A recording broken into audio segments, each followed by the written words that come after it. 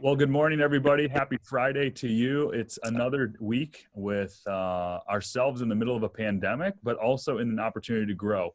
And we want to provide this podcast, this little short video to encourage you to grow wherever you are, whatever's going on in your life. I'm joined, as always, by my friend, Dr. Denise Frazier-Vasilakis.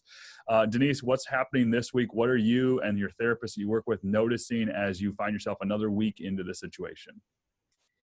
Interestingly enough, people are reporting friends, family, the little ones that are struggling now, the 2-year-olds, the 3, 4, 5-year-olds, they don't quite have the language, but their little routines are all disrupted. Mm, And so now that parents might be seeing acting out behavior, but it's really because they don't have the words to say that, they don't like what's going on and they don't know what to do about it. yeah. So that's a perfect segue into what is our topic for today. How do we care for people in our lives in the middle of a crisis? And now we're long-term into this crisis. And you might be listening to this as a parent or as a spouse or a neighbor, and there's people that are struggling. You might be doing great, but we want to today help you think about how do you help them in a way that actually does help them instead of creates aggravation. So often that Right, happens. So right. what let's start with this, Denise. What doesn't help people?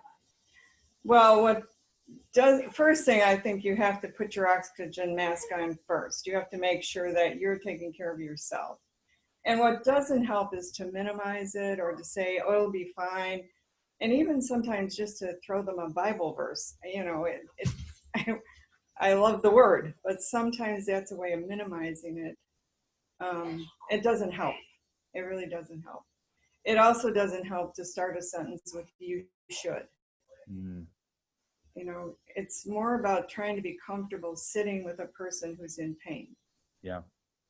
Yeah. So what I put of all those things together, the common theme is that's showing up to somebody else's problem and trying to quickly fix it. Right. Um, Right. Yeah.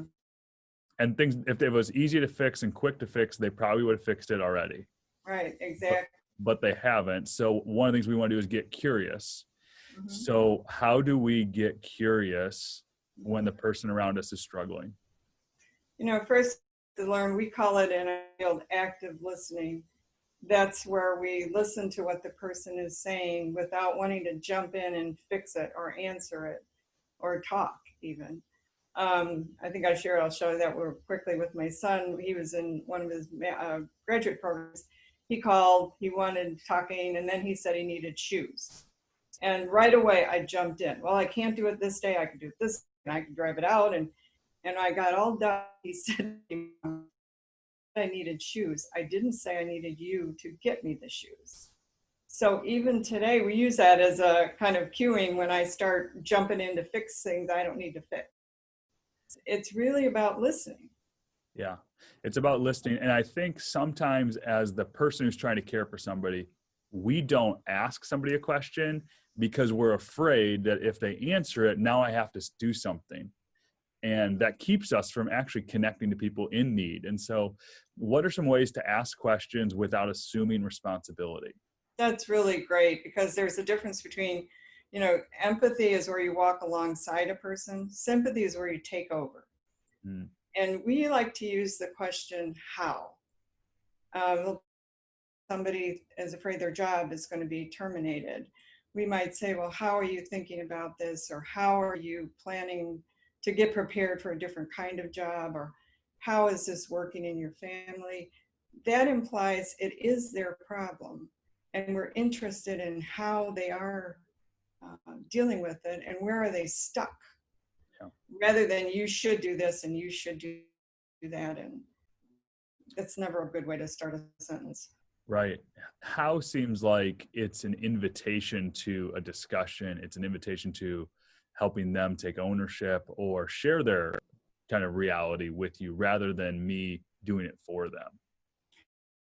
And then we can help them look at the pros and cons. Let's say somebody is have to go back into technology savvy. So we might say, what are some options? And we always tell people, brainstorm everything. I could decide I'm going to be a ballerina or I'm going to learn to type. odds are then we move to the next stage, which is after we brainstorm, look at the pros and cons. Is that a good idea for me at my age to start to be a prima ballerina? Probably not. But I could learn how to type, you know.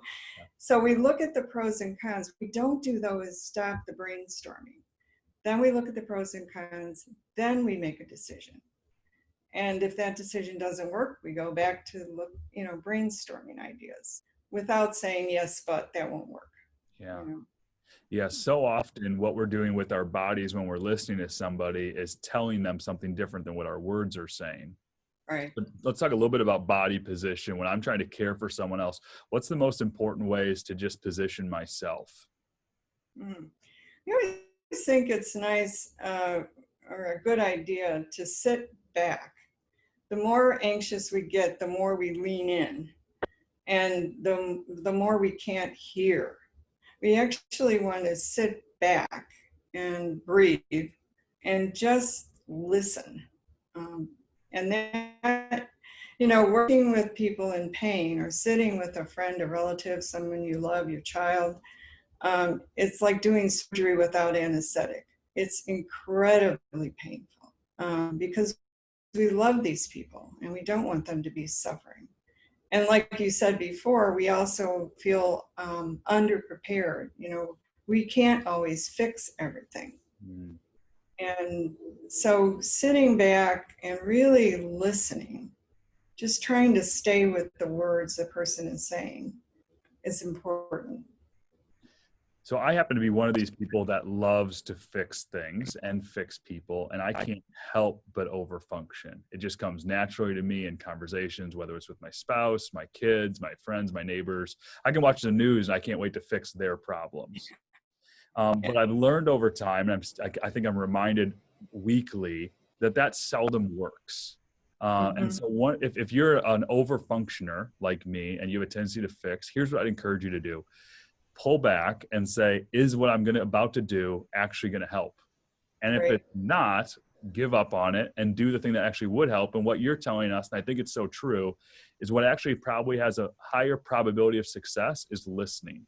You know, we also listen for what we call the yes buts. When we fall into that trap, well, you could do this, or how about that, and we kind of hear the person say a version of, yes, but I can't do that. Yes, but I can't start that now. Yes, but it's too expensive.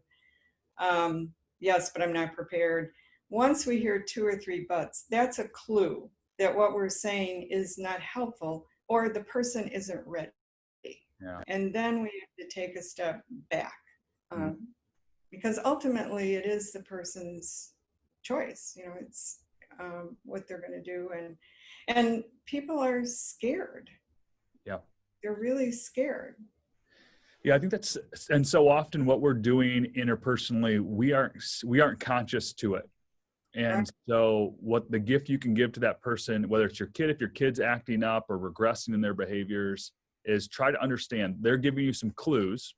What's going on? What's prompting that behavior? Maybe your spouse has gotten really quiet or silent or sullen.